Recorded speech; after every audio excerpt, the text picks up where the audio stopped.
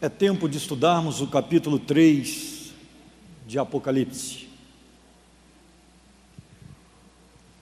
Lembrando que o capítulo 3 de Apocalipse é o último capítulo que fala de passado, porque a partir do capítulo 4 nós começaremos a tratar das coisas que hão de acontecer, o futuro da humanidade. Então, nós vamos perceber aí claramente uma referência ainda a 3 igrejas daquela época: Sardes, Filadélfia e também Laodiceia. São as 3 últimas igrejas, com as suas 3 últimas cartas, que precisamos estudar. E eu preciso que alguém leia o primeiro versículo para a gente.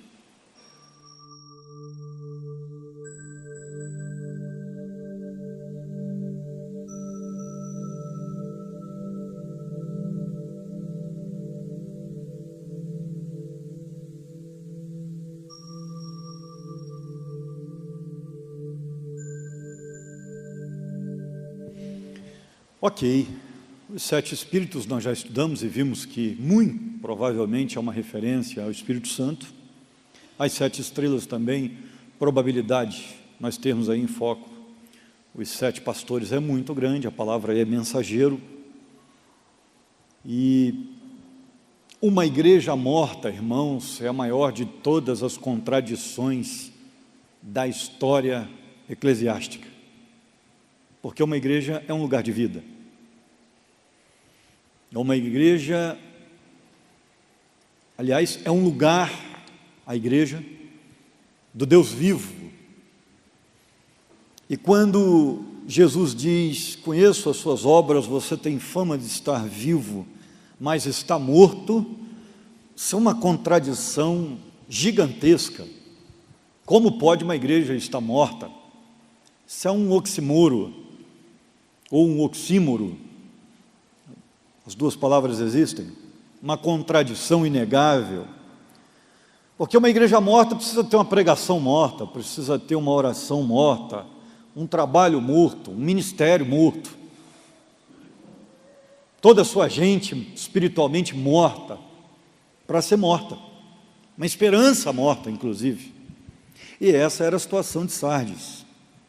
O fato de Jesus enfatizar o conhecimento que tinha das obras daqueles crentes é interessante, porque ele pode nos conhecer e ele sabe exatamente como está a nossa condição espiritual. Jesus sabe exatamente a qualidade de vida espiritual que você tem, a qualidade de oração que você tem, de estudo da palavra que você tem, de temor que você tem.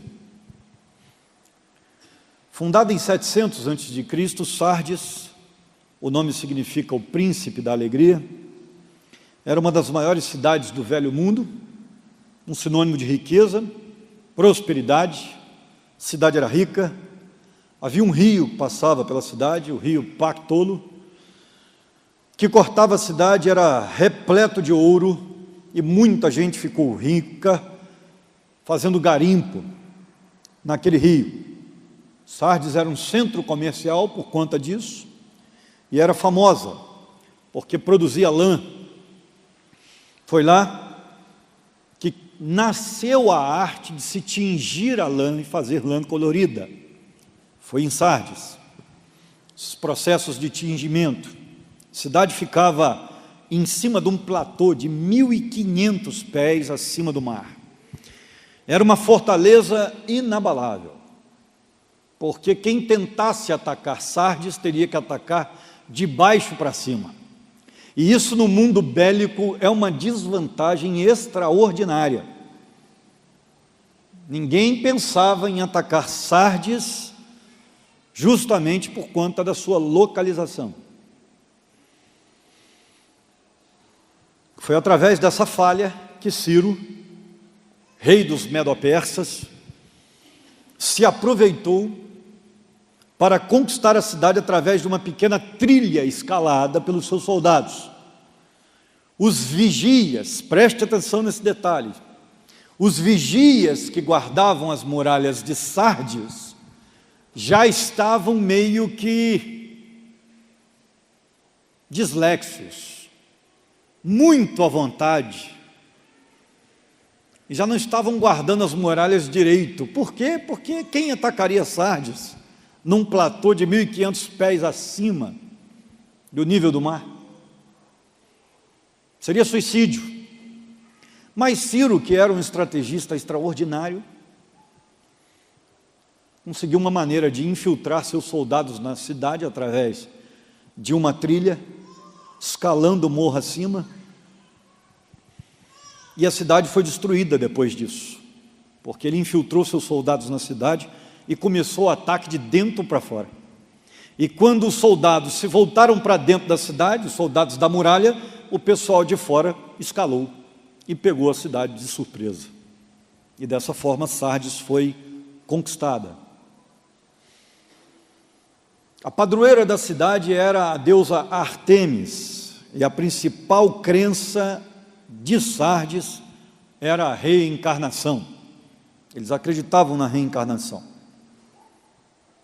Em 17 depois de Cristo, Sardes cai também por um terremoto que destrói a cidade quase que completamente. E aí, com a ajuda de Tibério César, o imperador romano, a cidade se torna extremamente fiel ao imperador a partir dali. Tudo isso é importante para a gente saber, porque Jesus se revela para essa igreja de maneira em que faça lembrança às questões que aconteceram historicamente antes dessa revelação. Jesus não faz nenhum elogio à cidade, aliás, à igreja de Sardes, nenhum elogio. Antes a critica muito. Ele vai direto ao assunto, sem rodeios. A igreja estava morta. A igreja não estava fazendo o seu trabalho ali. A situação da igreja espiritualmente era crítica. Ela vivia de uma representação religiosa, mas ela não tinha vida. Ela tinha nome de igreja, mas não estava vivendo mais como igreja. A igreja já tinha morrido. Era uma igreja sem Deus, sem espiritualidade, sem fervor. Estava vivendo um deserto espiritual. Já não ganhava mais ninguém para Cristo. Ou seja, a igreja só tinha nome. Versículo de número 2.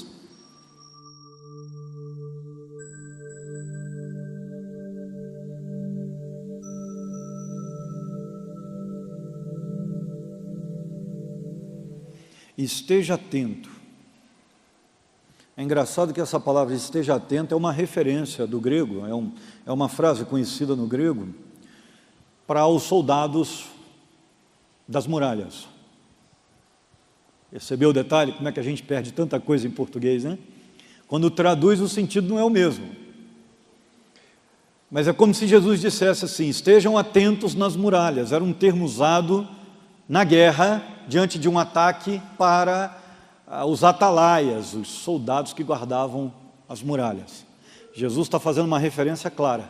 Da mesma forma que vocês da cidade foram atacados por não estarem atentos, no mundo espiritual não é diferente. Vocês serão atacados. Eu vou planejar um ataque para pegar vocês de surpresa se vocês continuarem assim. Olha isso. Sua vida espiritual não pode sofrer mornidão, não pode morrer. Porque como é que você vai vigiar? O crente depende o tempo inteiro da vigilância. O tempo todo. Você tem que vigiar. É gente que tenta te influenciar para a maldade. É gente que tenta você para você pecar, para você entrar na onda do mundo. É gente que tenta você no que diz respeito ao que você deve olhar, ao que você deve comer, ao que você deve falar. A vida é repleta de tentações. É até o que você vê na TV, você escuta numa música. Se você não vigiar, de repente você está com princípios sendo alterados, princípios cristãos sendo naufragados. Nós precisamos ser vigilantes. E Paulo fala dessa vigilância nas suas cartas. E João fala disso, Jesus citou isso para que ele pudesse escrever. Sejam vigilantes nas muralhas da espiritualidade de vocês, para que o diabo não tenha lugar no seu interior. Amém, meu irmão? Cuidado com seus sentimentos, com aquilo que ninguém vê, mas que você sente. Muito cuidado. E aí vem Jesus e diz: preserve o que você ainda tem, não deixe morrer o restinho. Porque se morrer o restinho, aí como é que vai ser? Então, se você tem passado por frieza, se apegue àquilo que você ainda tem para se reerguer. Não deixe acabar o restinho, não. O que é que você ainda tem? Ah, pastor, eu amo o culto, então não falte. Ah, pastor, eu ainda tenho vindo aqui a quarta-feira, então continue. Não perca o pouquinho que você ainda tem, para que você dessa forma consiga começar a se reerguer na força do Senhor. Porque se perdeu um pouquinho que ainda tem, um pouquinho de temor que ainda tem, um pouquinho de presença na igreja que ainda tem, aí vai ficar muito difícil. Aí vai esfriando, esfriando, esfriando, até morrer. Eu gosto muito daquela história do irmão que estava afastado da igreja, e a esposa, preocupada com ele, pediu ao pastor para fazer uma visita. Pastor, o senhor pode fazer uma visita ao meu marido? Ele não está mais querendo vir à igreja, está tão estranho. Aconteceram algumas coisas lá na família, algumas chateações na igreja, ele está muito desanimado da fé, só não pode fazer uma visita para ele. E o pastor foi, e como era um local muito frio, chegou lá, o irmão estava diante da lareira, e o irmão chegou, o pastor chegou, né, o irmão recebeu muito bem, com muito carinho. Pastor, obrigado pelo fato de o senhor ter vindo nos visitar, sei que eu estou distante, e realmente não estou bem, não estou querendo ir mais à igreja, estou muito desanimado, minha fé está se esfriando. E o pastor, ouvindo aquilo, não falava nada. Só que ele percebeu que tinha uma tenaz pertinho ali daquele piso da lareira. Tenaz é aquela tesoura com as pontas redondas para você pegar a brasa. E o pastor, então, que já tinha até sentado, se levantou, foi lá. E ele falando, e o pastor não falava nada, não falava nada. O pastor foi lá, pegou aquela tenaz, foi até a lareira, pegou uma brasa, tirou do fogo e colocou na pedra fria de granito que estava fazendo o acabamento da lareira. Voltou e se sentou. O irmão olhou naquilo, estava falando, ainda olhando aquilo, ele parou de falar. Olhou, ficou olhando aquela brasa alguns segundos, olhou para o pastor e falou: pastor, já entendi. Domingo eu estarei na igreja. Uma brasa fora do fogo vai morrer. Então você ainda tem aí uma fumacinha saindo, só para esse negócio. Não deixa morrer o restinho que tem, para que você consiga reconstruir. É isso que Jesus está dizendo para a igreja de Sardes. Versículo 3.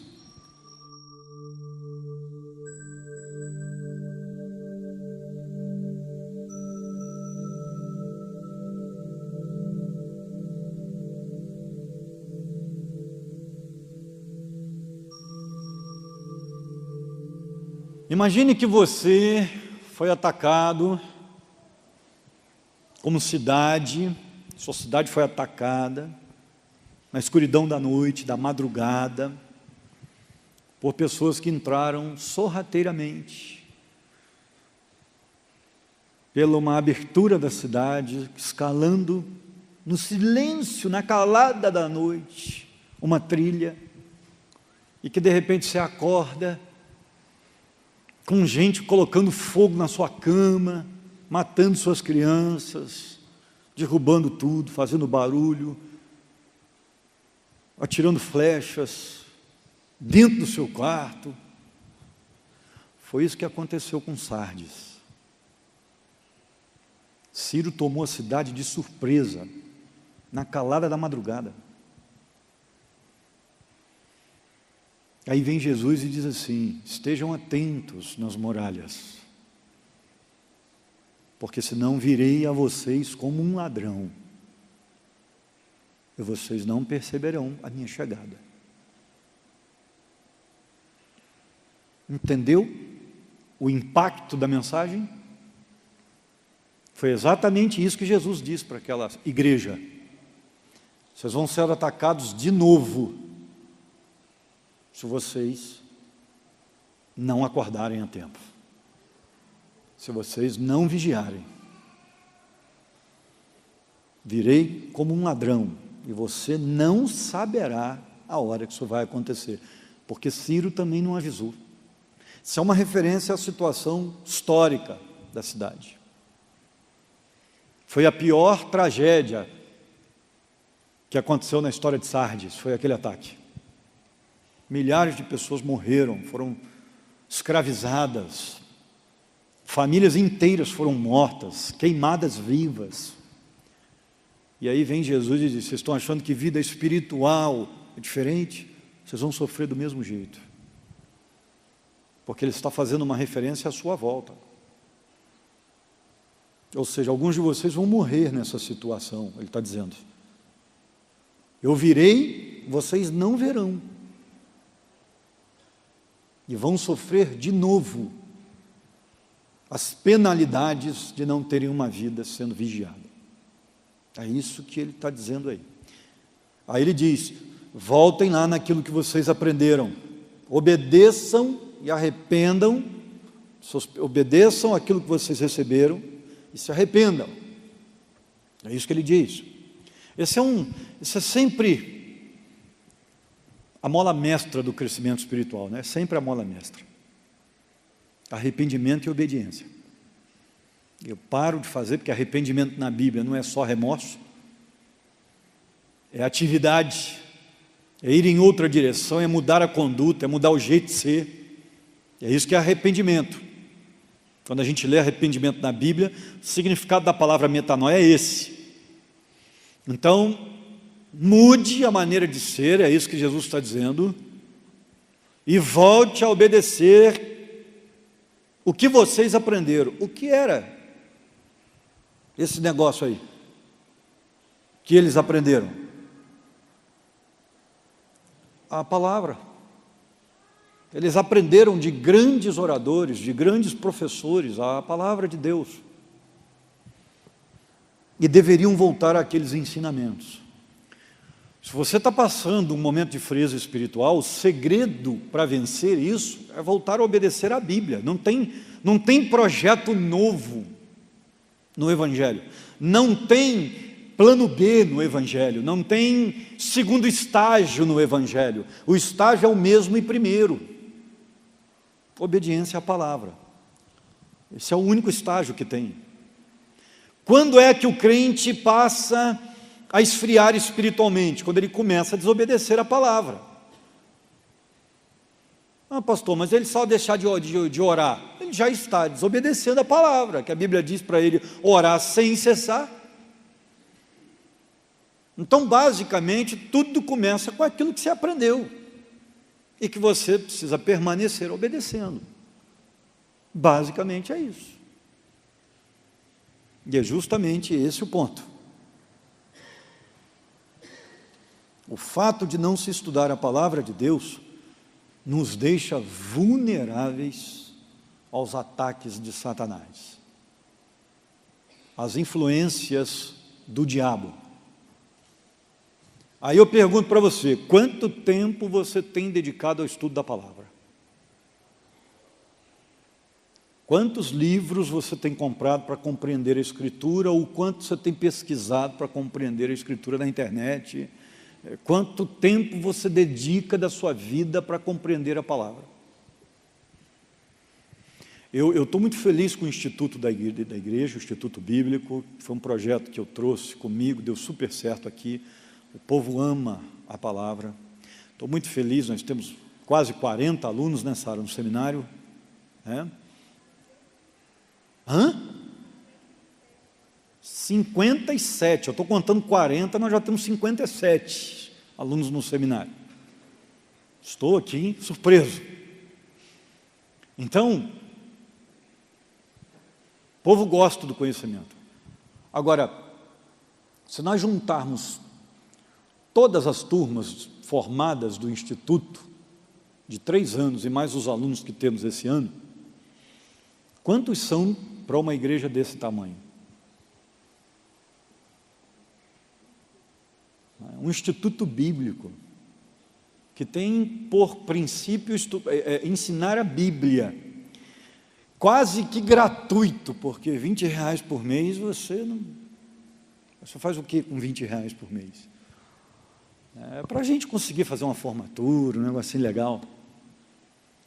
E mesmo assim, tem gente que não se interessa. Um estudo bíblico do Apocalipse, versículo por versículo. Nós não temos a metade da igreja na quarta-feira.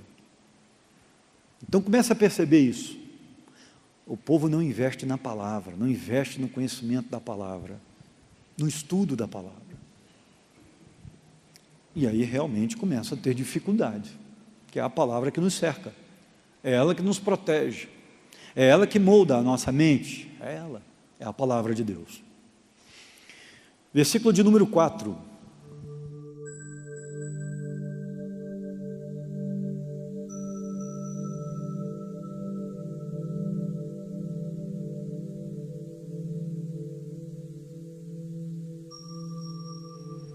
São dignas, o grego aí indica pessoas de valor, de grande valor. Vocês têm aí em Sardes uns poucos que não se contaminaram. Uma pequena parcela daquela igreja continuava fiel, sempre tem, né?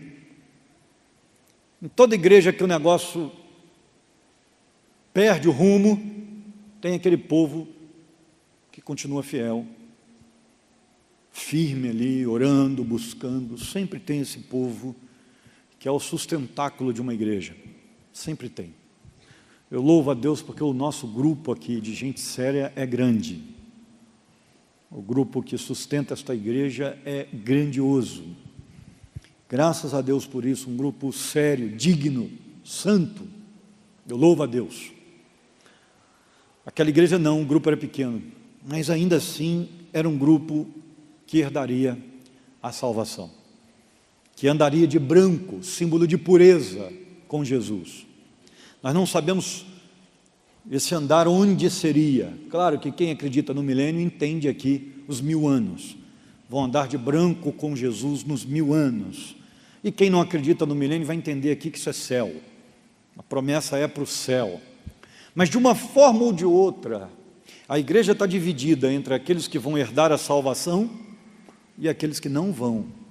E parece claramente que Jesus está dividindo a igreja em 2 partes. Os salvos dentro da igreja, que era um pequeno contingente, e os não salvos, aqueles que não estavam vivendo um evangelho de verdade. A pergunta que eu quero fazer para você: você vai ser mesmo assim, como aquele ladrão da cruz, que esteve tão perto da salvação, esteve do lado de Jesus, mas foi para o inferno por não reconhecer o Filho de Deus como Deus? Ou você tem andado com Ele de verdade? Vida cristã é ou não é fato em sua vida? Porque as mensagens que nós temos, as 7 cartas, são mensagens de alertas para nós. É um alerta de Jesus para a nossa espiritualidade.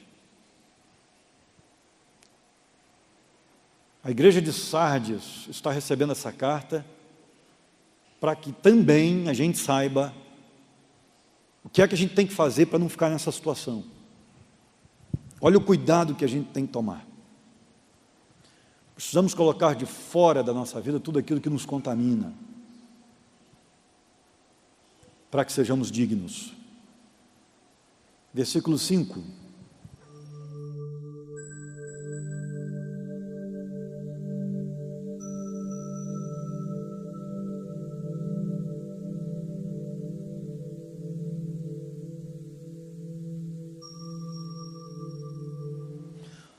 Ok, naquela época era muito comum se apagar documentos.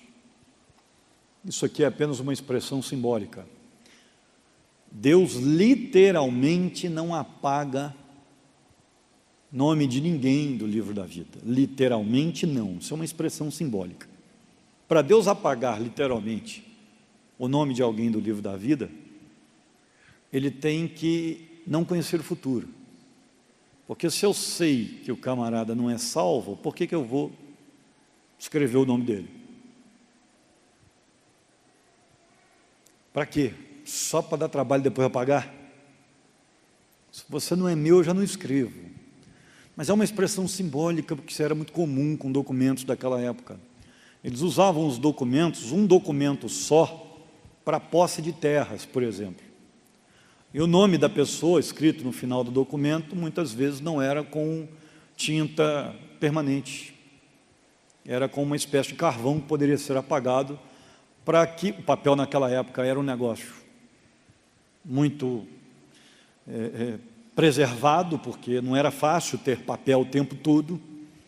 Então as escrituras de residências, de coisas desse sentido, muitas vezes eram reutilizadas. Então se apagava aquilo e colocava o nome do novo proprietário. Então é essa a expressão simbólica que está em foco. Apagaria o seu nome, você não vai ter mais direito ao seu pedaço, que você teria se fosse no céu. Não tem direito. Você não é daqui. Você não é dos nossos. Essa é a ideia que está no texto aí. Mas, em contrapartida, o crente não teria essa situação. Não teria o seu nome apagado. Muito pelo contrário, o servo de Deus fiel seria reconhecido diante do Pai. É uma expressão conjugal. Porque nós somos noiva de Cristo. E era muito comum, né, a noiva ser apresentada novamente ao pai, agora como esposa. Porque era o pai que ia fazer o casamento. Ele ia acertar o casamento com outro pai, o pai da moça. Só que o pai, em muitos casos, não via o rosto da moça, que era tampado por um véu. Certo? Acertava o casamento com a filha e ia embora. A filha do outro com o filho dele ia embora. A ideia aí é uma ideia de representação. Agora Jesus está voltando com a sua noiva e vai apresentar a sua noiva ao seu pai. Que é aquela ideia, eu vou preparar lugar. É a ideia também conjugal. Estamos noivos, você é minha noiva, eu vou para a casa do meu pai preparar lugar, porque voltarei para buscar você para o casamento na casa do meu pai. Então, essa ideia de voltar com a noiva para o céu é voltar com a noiva para a casa do pai. Então também é conjugal. E para quem crê no milênio, o milênio seria a festa de casamento, a festa antes do momento final, o ato íntimo, de fato morar para sempre junto. Então milênios, 1000 anos, seriam 1000 anos de festa entre a noiva e o noivo. É bem interessante. Mateus 10, 32 a 33, o texto diz: quem, pois, me confessar diante dos homens, eu também o confessarei diante do meu Pai que está nos céus. Mas aquele que me negar diante dos homens, eu também o negarei diante do meu Pai que está nos céus. E esse era o problema de Sardes. A igreja negava Jesus quando não a proclamava, não falava dele. Ela estava morta ali, ela não pregava o evangelho para os perdidos da cidade. Então, com essa atitude, ela negava o nome de Jesus. Ela não lutava, ela não enfrentava a oposição, a perseguição por causa de Jesus. Esse era o problema. Está vendo o que acontece com você quando você não prega, você não fala de Jesus? Você morre. Porque você não dá testemunho do nome de Cristo. Vida espiritual entra em colapso. Aquele que tem ouvidos, ouça, diz o versículo 6, o que o Espírito diz às igrejas. Ou seja, é o Espírito Santo falando à nossa igreja, irmãos. Não pense você que está ouvindo aqui na igreja, aí pelo YouTube, que é o pastor Luciano falando. Não, é o Espírito Santo falando. Sempre será aquilo que nós necessitamos. Segunda carta deste capítulo é a carta de Filadélfia. Uma igreja bem interessante de se estudar. Versículo 7.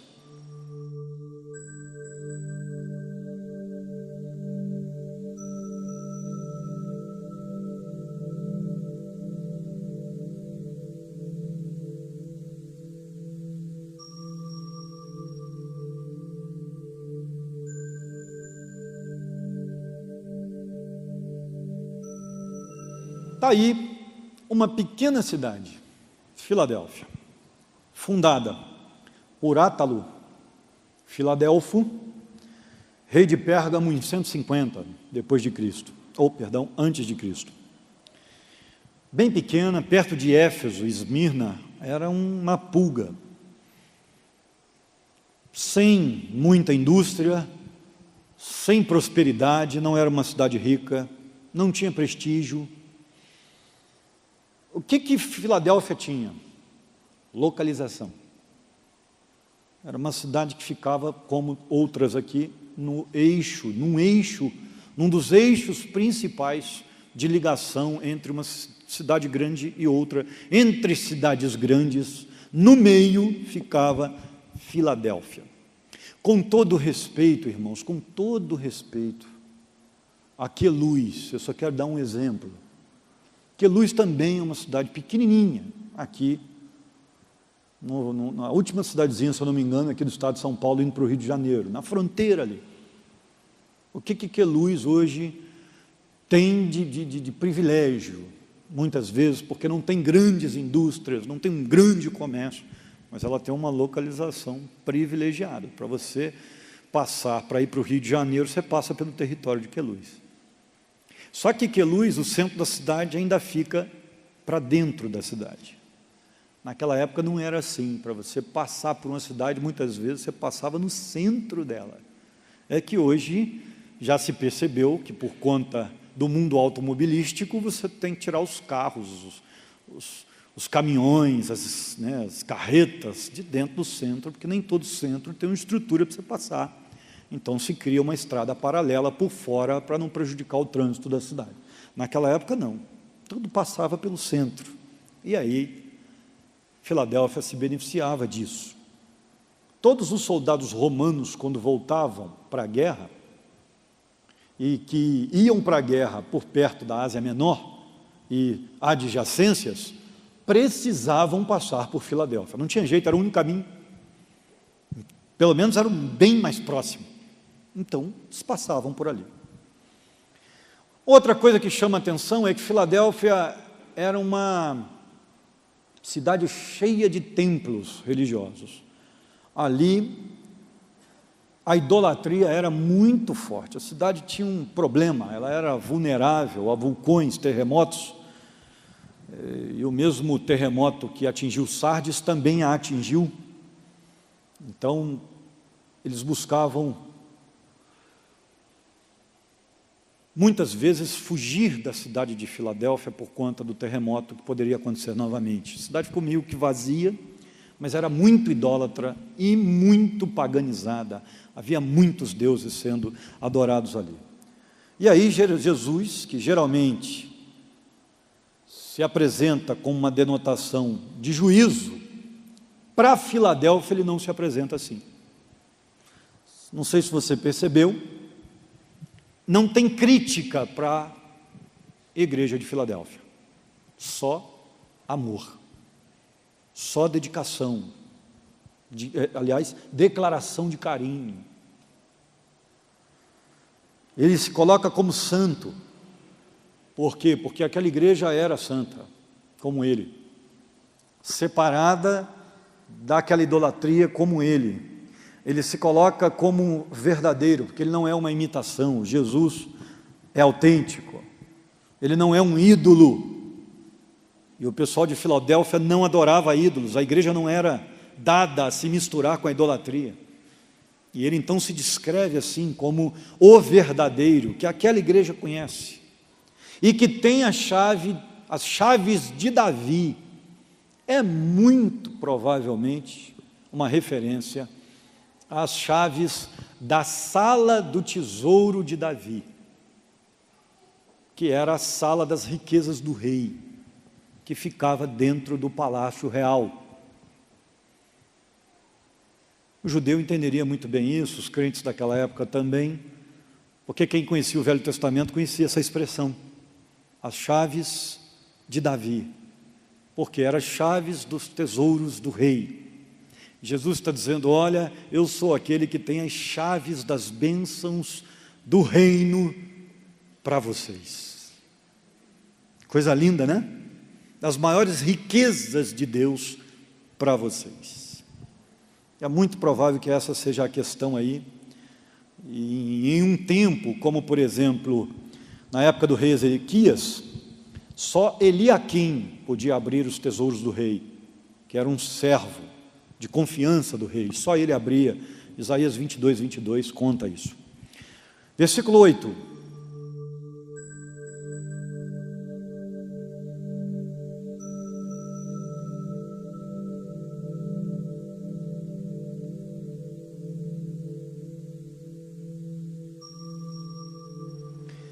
Não tinham dinheiro, não tinham riqueza, não tinham bens, eram pobres, a igreja não era grande, era pequena, mas é interessante. Conheço as suas obras. Você tem pouca força, mas guardou a minha palavra e não negou o meu nome. Irmãos, isso é tremendo, isso me arrepiou agora aqui, não tem jeito. Uma igreja não precisa ser grande para ser fiel. Não precisa, ela pode fazer diferença, porque qualquer crente, em qualquer lugar, se ele estiver sozinho, ele já é a maioria, porque Deus está com ele. Qualquer lugar. E aquele pequeno rebanho era fiel à pregação da palavra, não fechava a sua boca, proclamava um Deus verdadeiro, no meio de uma cidade morta, ao contrário de Sardes, e tinha uma cidade gigante e uma igreja morta. Não, ali Filadélfia tinha uma cidade pequena, pouco habitada, sem grande expressão, mas tinha uma igreja pequena também, mas que fazia a diferença, porque ela tinha duas características: guardava a palavra do Senhor e não tinha medo de pregá-la. Que coisa extraordinária. Essa era a característica dos crentes filadelfos. Olha que coisa fantástica. Não negou o meu nome. Filadélfia aprendeu a pregar o Evangelho. Que nós aprendamos, irmãos, e continuemos pregando o Evangelho. Mas não podemos falar da salvação que temos para as pessoas que ainda não têm. Não podemos. Ao sair dessa porta, entenda que você está saindo para um campo missionário. Não se esqueça disso. Versículo de número 9.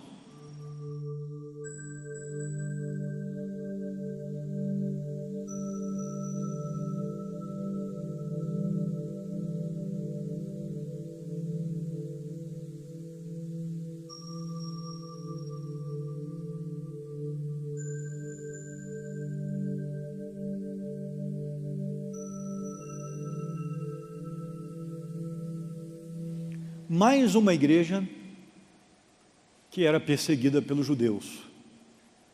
E aí há uma promessa para a igreja de Filadélfia, que Jesus faria com que aquela sinagoga de Satanás, que era a escola sabática, como a nossa escola bíblica dominical, era a dos judeus, sabática, ensinando a Torá, ele faria com que aquele pessoal, aqueles judeus que estavam na cidade, falando contra, incitando o povo da cidade contra os crentes da igreja de Filadélfia, ele faria com que eles se prostrassem diante do trabalho da igreja e do Deus daquela igreja. Eles vão se dobrar perante vocês e eles vão saber diz Jesus, que eu amo vocês. Que coisa linda, hein? Porque o nome da igreja tem significado, é amor fraternal, Filadélfia. O nome da igreja significa amor fraterno. E ele está dizendo, eu amo vocês, é uma referência ao nome da cidade. 10.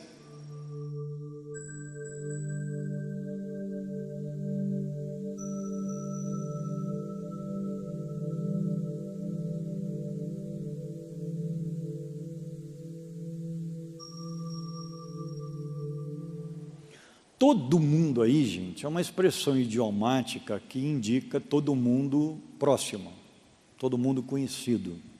É uma expressão que pode ser comparada a todo o vale. A gente tem essa expressão aqui, não tem? É o vale histórico, é o vale do Paraíba. Então, é todo mundo do vale, não é todo mundo, o mundo todo. Até porque eles não tinham conhecimento de muitas terras que existiam com gente naquela época. Não havia avião naquela época, não havia... As distâncias não eram encurtadas pela tecnologia naquela época. Então era tudo visto, tudo aquilo que era conhecido. Essa é a ideia de todo mundo. Então cuidado com essa expressão, principalmente, né, na Bíblia, porque ela não tem o significado que tem para nós hoje. E aí haveria uma perseguição, e de fato aconteceu a perseguição. Trajano, o imperador, que reinou de 99 a 117, foi pior que Domiciano, imperador terrível, perseguiu muitos crentes, matou milhares deles. E a igreja de Filadélfia seria guardada disso. Por quê? Porque Deus iria protegê-la, ela não iria passar por aquilo. Por conta dessa falta de boa interpretação do termo todo mundo, tem gente achando que o Apocalipse capítulo 3, versículo 10, fala da grande tribulação, e que a igreja não vai passar a grande tribulação. E esse é o versículo principal usado pelo pessoal que defende que a igreja não passa os 7 anos da grande tribulação. Gente, esse versículo não pode ser usado, porque ele é um versículo usado para a igreja de Filadélfia, para aquela época iminente, e não para a nossa, ou a futura. Isso já aconteceu. Então, é trabalhar o texto anacronicamente, fora do seu contexto, dizer que isso aqui está falando de tribulação. O contexto não está falando de grande tribulação, então esse texto não pode ser usado para isso. Talvez, né, se possa usar outros textos, mas esse não. Lembrando que a teologia moderna é muito pós-tribulacionista, muito. A maioria dos teólogos que nós lemos hoje é pós-tribulacionista, acredita que a igreja passa pela grande tribulação e só é arrebatada ao final da grande tribulação. Ela vai sofrer a perseguição da grande tribulação, do anticristo, tá? Dos 7 anos de grande tribulação. E o capítulo 4 já abre as portas para a grande tribulação, você vai ver isso. Do capítulo 4 em diante, até lá para o capítulo 18 e 19, você vai ver grande tribulação, o que vai acontecer na grande tribulação. E você vai ver vários textos bíblicos que colocam a igreja lá dentro. Você vai ver isso claramente. Tá? Então, assim, eu vou seguir essa linha, só para avisar vocês. Eu não acredito de que o crente vai ser arrebatado antes da grande tribulação, numa volta invisível de Jesus. Eu não acredito nisso. Jesus, ao meu ver, só volta depois da grande tribulação, é uma única volta, e visível, para que todo olho veja. Tá? Então, é só para você entender, porque muita gente aí que veio de outras igrejas, de repente, aprendeu essa doutrina que era tradicional no século passado, tradicional, quase todo mundo ensinava assim, né? Mas hoje em dia, eu como professor de teologia sistemática, tenho visto isso claramente, os teólogos, a maioria já não pensa assim mais. Tudo bem? Bem, versículo de número 11.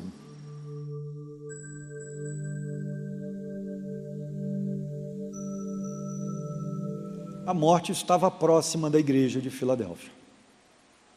Eu venho em breve.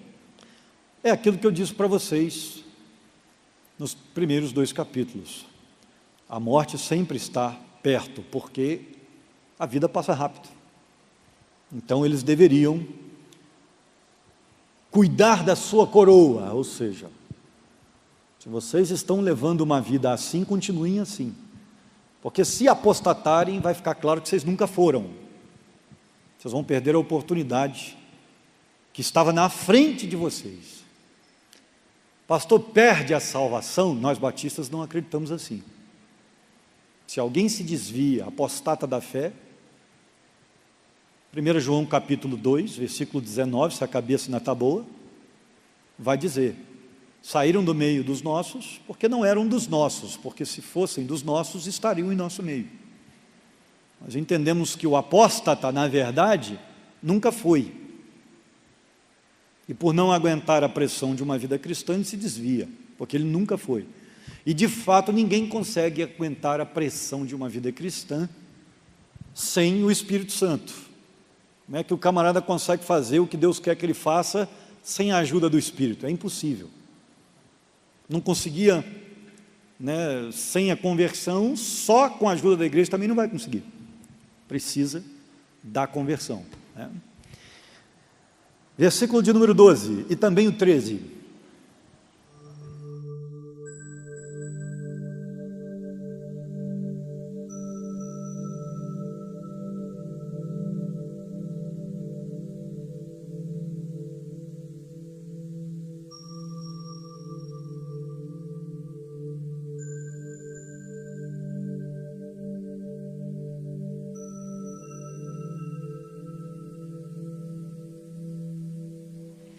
Ok, uma Filadélfia que também tinha passado por um sério problema por conta do terremoto, que aconteceu no ano 17, recebe uma mensagem que diz o seguinte: farei de vocês coluna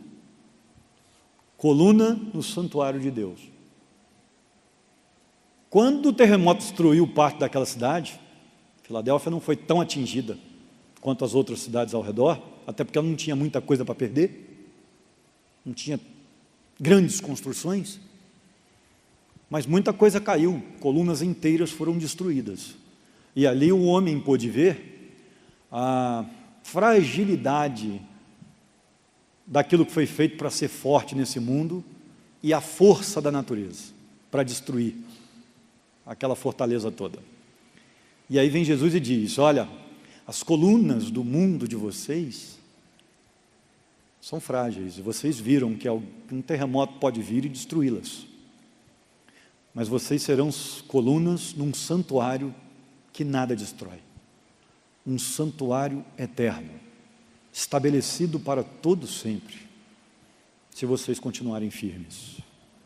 Serão estabelecidos firmes para todo sempre, não como as colunas que vocês conheceram. Era muito comum naquela época também senadores, filósofos, governadores terem colunas construídas em sua homenagem, com seus nomes, seus respectivos nomes. Isso também está em foco aí. Seria uma homenagem àquela igreja fiel, muito fiel. E aí,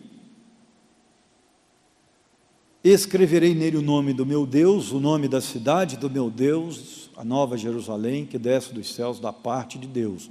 E também escreverei nele o meu novo nome. 3 nomes diferentes para os crentes de Filadélfia. Por quê?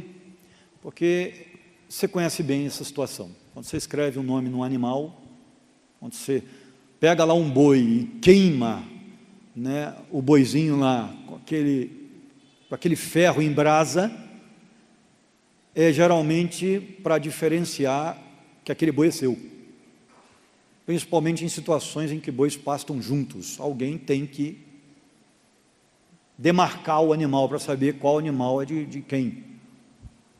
Então a ideia aí é a mesma. Naquela época isso acontecia, se marcava com o nome a propriedade que era daquela pessoa. E aí o que Jesus está dizendo? Vocês serão minha propriedade, propriedade do Deus vivo. A gente só não sabe se essa promessa também vale para a gente. Eu creio que sim, mas não posso afirmar. porque a carta é escrita para Filadélfia. Ok? E vamos para a última carta, versículo de número 14.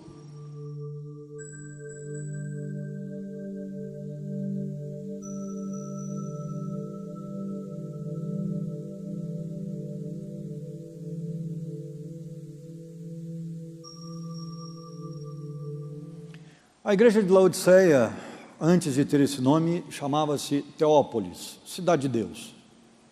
É o que significa Teópolis, uma referência clara, uma dedicação clara da cidade a Zeus, o Deus dos gregos. Mas, quando ela foi ampliada, melhorada, reformada por Seleucida Antíoco, esse camarada, o Seleucida Antíoco II, colocou o nome da sua esposa, fez uma homenagem à sua esposa, Laodice, colocando o nome da cidade, de Laodiceia. A arqueologia encontrou essa cidade já, desenterrou nela uma pista de corrida, 3 teatros, sendo um deles um teatro colossal, e Laodiceia significa o direito do povo, ou governada pelo povo. Mas 5 cidades tinham esse nome. Interessante, pelo mundo afora daquela época, mais 5 cidades tinham esse nome. Mas na Ásia Menor só ela. E a carta de Laodiceia é a última. Eu fico imaginando a expectativa do pastor da igreja. Já pensou nisso? Mandamos uma carta aqui para PIB de Pinda, 2ª de Moreira, 1ª de Moreira, Ibage, Jardim Satélite, vai lendo todo mundo e a nossa vai ficando por último. Já pensou uma situação dessa? Lendo tudo quanto é carta. Detalhe, a igreja mais rica de todas era a igreja de Laodiceia, onde estava a turma do dinheiro. Eu fiquei imaginando, no dia que eu estudei o livro de Lawson, ele faz essa reflexão. Aquele pessoal na expectativa, né? Somos a igreja mais rica, estamos fazendo muita coisa por essa cidade, investindo no reino, né? Cuidando bem do nosso pastor, estamos fazendo de tudo. Nossa carta vai arrebentar. Olha o tanto de dinheiro que nós não estamos gastando pelo Evangelho. Tomara que chegue nossa carta logo. E aí começa a leitura. Jesus começa dizendo, essas são as palavras do amém, ou seja, aquele que dá a palavra final. A testemunha fiel, ou seja, aquele que vê tudo e não mente, sabe exatamente o que aconteceu. O soberano da criação de Deus, o dono de tudo, é ele que está dizendo. Só para você ter uma ideia do poderio dessa cidade, ela foi destruída em 60 depois de Cristo, por um terremoto também. E o governo romano chegou para ver os estragos da cidade e oferecer ajuda. E aí Laodiceia deu um recado para o Império Romano: não precisa, nós temos dinheiro para reconstruir a cidade e, se acontecer, mais umas 4 vezes. Agradeceu o Império Romano, mas disse que Roma poderia investir o dinheiro em outra coisa, que a própria prefeitura se reergueria como prefeitura e cidade. Estavam entupidos de dinheiro e ouro, porque ali ficavam os bancos da época, os mais poderosos, os que rendiam mais. Era um negócio tipo Ilhas Caimãs, o negócio era poderoso no mundo financeiro. Era o centro comercial do mundo. Aliás, pelo menos o da Ásia Menor e adjacências. Mercadores do mundo inteiro procuravam a cidade em busca de empréstimos para seus empreendimentos. Essa era a Laodiceia. E outra coisa, era a Paris do mundo. Era a Laodiceia que ditava a moda do mundo. E era a única cidade capaz de produzir lã preta. Era só Laodiceia. Era o luxo de última geração daquela época. Pensa num negócio luxuoso. Quem quisesse demonstrar riqueza usava lã preta no inverno. Caríssimo o negócio. Eles eram os únicos que conseguiam tingir a lã de preto. Eram eles. Naquela época, era uma cidade conhecida pela sua grandeza.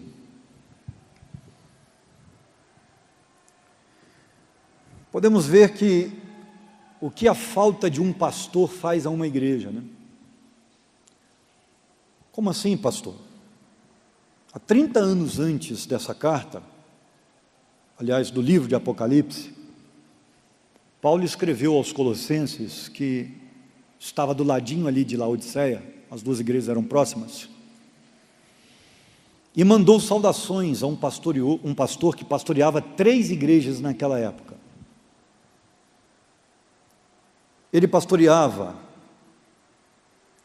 Laodiceia, a própria igreja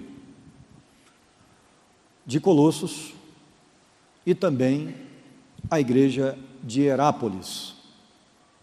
Era um pastor só, chamado Epáfras. E Paulo escreve para ele, mandando um recado: Epáfras, que é um de vocês e servo de Cristo Jesus, envia saudações. Ele está sempre trabalhando por vocês em oração, porque o pastor não estava ali, para que, como pessoas maduras e plenamente convictas, continuem firmes em toda a vontade de Deus. Aí Paulo diz assim: dele dou testemunho de que se esforça muito por vocês e pelos que estão em Laodiceia e Herápolis. Ou seja, o pastor estava em viagem, provavelmente aprendendo alguma coisa com Paulo, ou ensinando alguma coisa, ou trabalhando alguma coisa com Paulo, ajudando Paulo em alguma coisa, e ele manda saudações do pastor para a igreja. Mas a igreja de Laodiceia, que havia esquecido da palavra, porque provavelmente lhe faltou um pastor como Epáfras, no tempo, começou a se desviar e cair na mornidão. Veja o que Jesus diz para ela agora no versículo 15.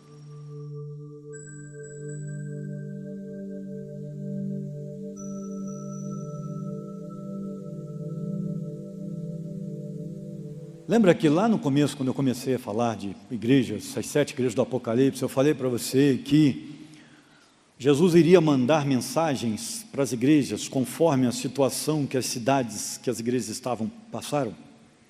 Qual era o grande problema da cidade de Laodiceia? Sua água. A água vinha de dutos, porque Laodiceia não tinha água própria, então ela tinha que trazer água de Herápolis, Colossos, e a água viajava pelo deserto em dutos. E como ela viajava pelo deserto em dutos, ela não chegava na cidade gelada, fresca. Ela sempre chegava morna. E esse era um problema de Laodiceia. Eles tinham que armazenar a água em locais frescos por dias, para que a água pudesse esfriar, para depois servir. E quando não dava tempo de esfriar, eles tinham que tomar a água morna, morna mesmo. Nós não estamos falando de calor de 30 graus, não. Estou falando de 50. A água ficava morna. E automaticamente, todo mundo conhecia a sua realidade. E Jesus está dizendo: da mesma forma que vocês tomam água morna e sabem o que isso faz com vocês, dá uma vontade tremenda de botar para fora, eu estou assim, vendo vocês, eu tenho vontade de vomitar, porque vocês não são frios nem quentes, vocês são mornos. Rapaz, os laodicenses eram opulentos, arrogantes, se achavam os donos do pedaço. A igreja era prepotente, extremamente suficiente em si mesma, como a cidade. Uma das piores coisas deste mundo é você estar enganado espiritualmente. Porque o enganado espiritualmente é difícil convencê-lo de que ele está errado.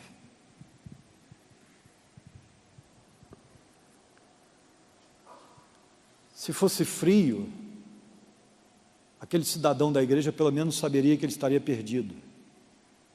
E se fosse crente, ele estaria salvo.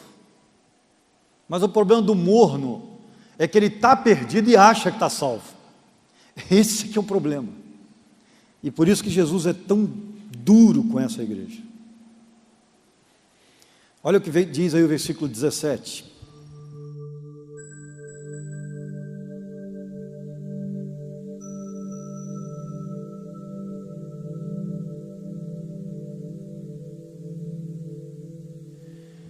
Como é que é interessante, a cidade tinha o maior centro de oftalmologia do mundo. Era a cidade de Laodiceia. Era uma igreja que ditava a moda do mundo, por conta da sua lã preta. Era um centro da moda. Aí vem Jesus e diz assim: estou rico, você diz, estou rico, adquiri riquezas e não preciso de nada. Era a cidade mais rica. Não reconhece, porém, que é miserável, digno de compaixão, pobre. E a palavra aí é paupérrimo mesmo, é pobre da alma, inclusive. Cego. O maior centro de oftalmologia do mundo ficava na cidade. E que estás nu. Uma referência ao inverno que a lã era usada. A lã luxuosa deles. Você está nu, você está pelado. Você não tem valor. Olha isso. Vocês estão dizendo que tem muito, mas espiritualmente vocês não têm nada. Irmão, deixa eu fazer uma pergunta para você. Você não fica com medo quando você lê uns negócios desses, não? Eu falei para você que você não ia dormir. Quando eu comecei a estudar Apocalipse, durante os 6 meses que estudei Apocalipse, eu entrei em crise. Lembra quando eu falo para vocês que eu comecei a colocar em xeque a minha verdadeira espiritualidade? Se eu era um fariseu ou de fato um crente, eu comecei a ficar pensando nisso. O Apocalipse me ajudou a pensar nessa situação. Você pode ser religioso e não ser nada. Você pode ser membro da igreja e não ser membro do céu. Você pode ter muita coisa nesse mundo e espiritualmente ser pobre. E eu comecei a pensar nisso. Meu Deus, como é que está a minha vida? Fala comigo. Isso provocou uma revolução na minha vida espiritual. Coisas pelas quais eu brigava, não brigo mais, porque não tem valor. Não tem valor espiritual nenhum. É só chatice. E hoje eu tenho problemas com vocês, porque eu já venci algumas coisas que são chatices de crente. Entende? Chatice de crente. Nossa igreja tem muito disso. O pastor fala da saia dos irmãos, tem que estar no joelho, mas o homem vem de bermuda, ele não fala nada. A pergunta é, a bermuda está no joelho? Então a lei é a mesma. Não tem diferença nenhuma. Por que você pode vir no saia do joelho e o irmão não pode vir de bermuda no joelho? A lei é a mesma. Mas cá entre nós, isso não esquenta a minha cabeça, você pode falar à vontade. Isso não me estressa mais não. Isso é chatice de crente velho. Isso é normal. Tá? Eu já acostumei. Da mesma forma que a minha mãe está velha. Mãe, se a senhora está vendo no YouTube aí, é brincadeira aqui com o pessoal. Minha mãe está ficando velha e está chata, está cheia de mania. De velha é assim mesmo, e crente velha é do mesmo jeito. Normal. Tá? Eu já me acostumei com isso. Pastor, está abrindo a igreja para gente que está vindo de fora, agora a gente não sabe mais quem está do nosso lado. A igreja está cheia de estranhos. Olha, quando aqueles 3.000 se converteram em Atos, eu acho que todo mundo não conhecia todo mundo, não. Eu acho. Naquela época nem Facebook tinha, pelo menos você ter um contato. Eu acho que a igreja de Jerusalém, de repente, recebeu um contingente. Devia ter ladrão no meio, recém-convertido, devia ter prostituta no meio que se converteu, devia ter macumbeiro, devia ter de tudo. E de repente se converteu, está lá no meio da igreja, aquela gente esquisita. Pois é, querido. Mas eu já percebi que isso é coisa de crente chato, sabe? E eu decidi que eu não vou ficar chato. Eu não vou seguir essa galera não, eu estou fora desse padrão aí, não mexe comigo. Isso aí, esse negócio aí é meio farisaico, eu não estou afim desse negócio não. Porque o Apocalipse mexe com a gente. O Apocalipse é um livro que diz assim, vamos tratar do que realmente importa. Vamos lá, segura a história aí um pouquinho, tal, porque agora nós vamos tratar na veia o problema. Apocalipse é um livro muito claro, ele não faz rodeio. Então cuidado, viu? Você pode ter nome de quem vive, mas de repente está aí como Sardes. E de repente como nome de espiritual, e ser morno. Cuidado. Não podia perder essa oportunidade de aplicação. Versículo 18 então, quem pode ler para a gente?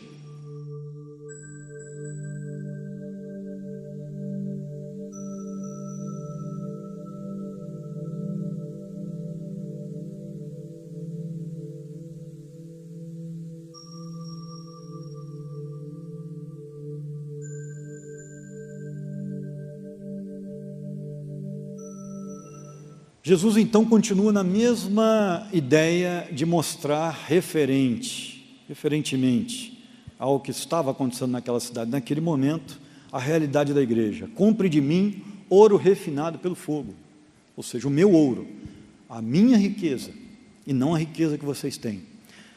E você se tornará rico, aí sim se tornará rico. Compre de mim roupas brancas, não deem tanto valor a essas roupas passageiras de vocês, mas o caminhar em santidade, é isso que ele quer dizer. E vista-se para cobrir a sua vergonha, sua nudez. E compre colírio, para que você possa enxergar, para ungir os seus olhos.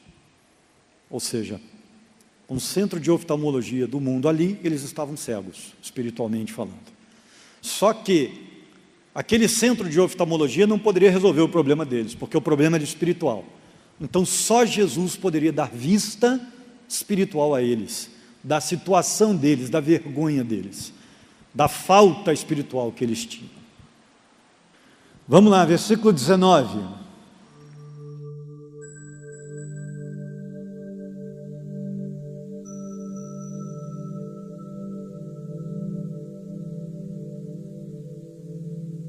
Repreendo e disciplino, porque amo, isso é o amor de Deus. Quando Deus aperta você, seja através de uma aula da escola dominical, fala, mas para bater mesmo, de repente numa pregação do pastor, de outro irmão, Deus está fazendo isso porque ama você, meu irmão. Da mesma forma que você fez com seu filho, quando ele fez o que não devia. Fica com raiva não, você tem que agradecer a Deus. Deus está batendo em mim, mas é para que eu melhore. Olha, eu gosto, viu? Nesse ponto eu gosto de apanhar. Se for por amor, topo apanhar cajadada do pastor o caminho inteiro. Eu não gosto desses pregadores que ficam aí na internet só passando a mão na cabeça do povo. Não gosto não. Gosto de cara que fala a verdade, que bate doído, não tem pena. Porque se Deus quiser bater, tem que encontrar um cara que faça o serviço.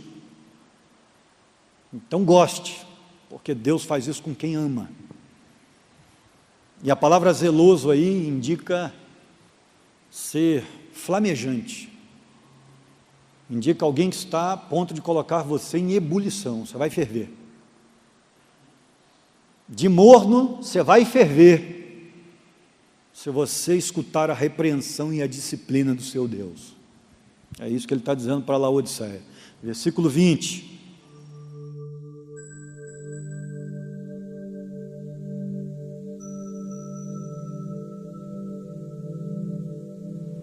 Bem, esse é um dos versículos prediletos da teologia dos batistas. Nós acreditamos que o homem, ele não vai simplesmente, querendo ou não querendo, ser salvo por Deus. Nossa declaração é incisiva no livre-arbítrio. O homem abre a porta para Deus. Deus bate, mas é o homem quem abre. Fora do mérito de querer discutir, porque vocês podem perceber, eu não discuto, não vou para Facebook bater boca com quem pensa diferente, acho que todo mundo tem direito de pensar o que quer, da mesma forma, nós que somos ligados à Convenção Batista Brasileira, também temos o direito de pensar no que quisermos, e nós acreditamos piamente de que o homem abre o seu coração para Deus. Depois de ser convencido, ele tem uma decisão a tomar, se ele vai abrir ou não o coração para Deus. Mas se abrir, Jesus diz que entrará. e ceará com Ele. Vai haver comunhão, vai haver um bom relacionamento, vai haver intimidade. Se você quiser abrir o seu coração, Deus vai entrar no seu coração, Cristo vai entrar na sua vida e vai ter intimidade com você. Olha só que coisa interessante, de acordo com essa passagem, Jesus está muito interessado em ter um relacionamento com você, muito interessado. Versículo 21, vamos lá, quem pode ler para a gente? 21 e 22, por favor.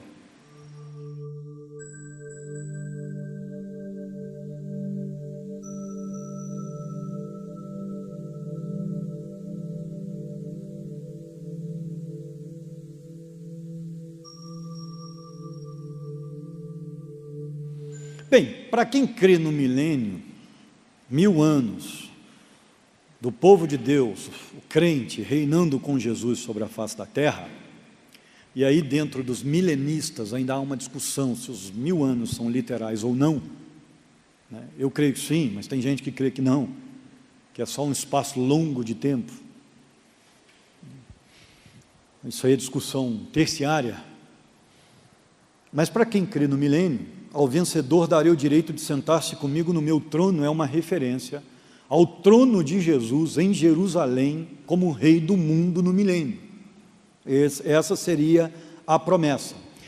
E isso fica mais claro ainda quando Jesus disse, e reinará, assim como eu também venci e sentei-se com meu Pai no trono. Aquele que tem ouvidos ouça o que o Espírito diz às igrejas, né? Mas existem outras expressões que nós vamos ver na Bíblia ainda, reinará comigo sobre as nações.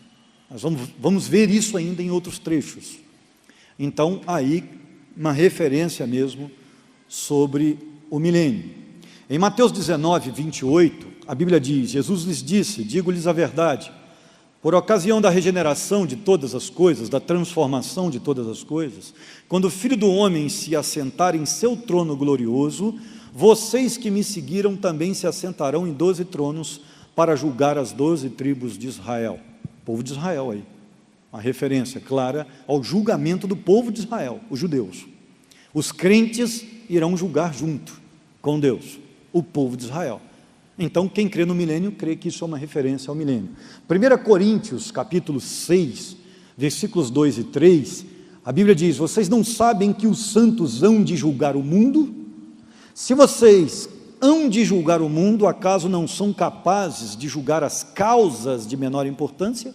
Vocês não sabem que haveremos de julgar os anjos, quanto mais as coisas desta vida? Ou seja, uma referência também para quem crê no milênio, que isso vai acontecer durante esses 1000 anos. Até porque no céu não tem hierarquias.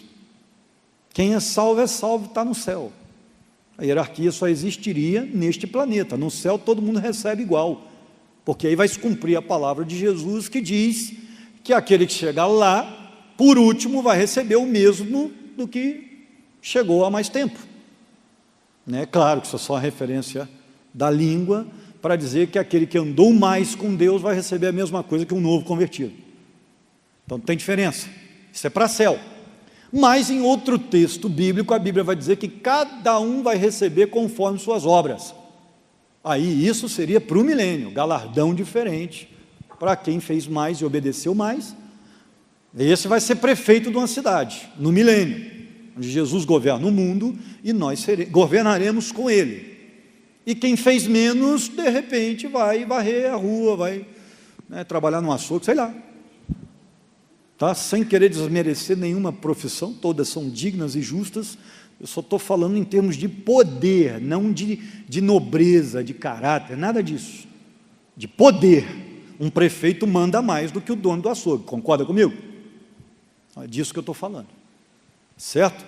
E para a gente terminar, Apocalipse capítulo 20, o versículo 4, vai dizer, vi tronos, lembrando que está falando do milênio aí agora, Apocalipse 20 é claro, milênio. Vi tronos em que se assentaram aqueles que havia sido dada autoridade para julgar. Vi as almas dos que foram decapitados por causa do testemunho de Jesus e da palavra de Deus. Eles não tinham adorado a besta. Percebeu um detalhe aí? Onde que essa besta vai ser adorada, irmãos? Alguém sabe? É na grande tribulação. E a Bíblia está dizendo claramente aí que os grandes heróis da fé estão dentro da grande tribulação. Para quem acha que é o povo da igreja que vai ficar para trás, que vai estar na grande tribulação, muito pelo contrário. Tem gente santa dentro da grande tribulação aí, que não vai adorar a besta, que não vai se dobrar, que vai ser testemunha fiel, dentro da grande tribulação aí, ó, é o que eu estava falando para vocês. Então, olha só, e que foram decapitados por causa do testemunho de Jesus e da palavra de Deus. Está falando de crente fiel. Eles não tinham adorado a besta, nem a sua imagem, não tinham recebido a sua marca na testa, nem nas mãos. Eles ressuscitaram e reinaram com Cristo durante 1000 anos. Qual é a crise dos teólogos? É que muito teólogo acha que isso aí não é literal, é apenas simbólico. Eu discordo. Aliás, não sou apenas eu. Muitos teólogos também discordam. E entendem que isso aí é literal e que vai acontecer no fim dos tempos. Agora, mais uma vez, quero ressaltar, isso aqui é detalhe. Claro que se for literal, vai ser o máximo viver isso. Mas para agora aqui, em termos de discussão, isso é detalhe, irmãos. Isso aí, eu quero estar no céu mesmo. Se eu vou passar por 1000 anos antes, ou não, isso aí não me interessa, eu quero estar lá. Eu sou daquele tipo que é o seguinte, eu não quero nem saber se eu vou cantar no coral. Se eu não tiver voz para cantar no coral contigo, eu lavo a roupa. Não tem problema, eu quero estar lá. Eu trabalho lavando sua beca, não tem dificuldade com isso. Eu só quero estar no céu, meu irmão. Agora, se vai ter 1000 anos antes na terra para a gente reinar junto com Cristo ou não, eu não estou importando com isso não, querido. Isso aí para mim é detalhe. Eu quero é ser salvo naquele último dia. Quero ouvir aquela voz, servo bom e fiel, entra na alegria eterna do seu Senhor. Eita, aí sim, hein? Só assim, a única coisinha que eu vou sentir falta é que, se o milênio é literal, Isaías fala dele. E Isaías fala que no milênio vai haver carne gorda na brasa e churrascada no arraial de Deus.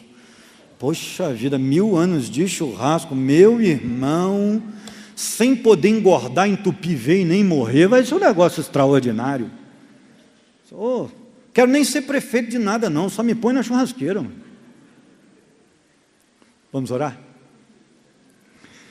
Senhor nosso Deus e eterno Pai, obrigado por tudo aquilo que ouvimos nesta noite. Abençoe esta palavra no nosso coração, que ela nunca deixe de ser, ó Deus, ouvida por nós, e que continuemos firmes nesse processo de obediência, de santidade, das coisas que realmente têm valor.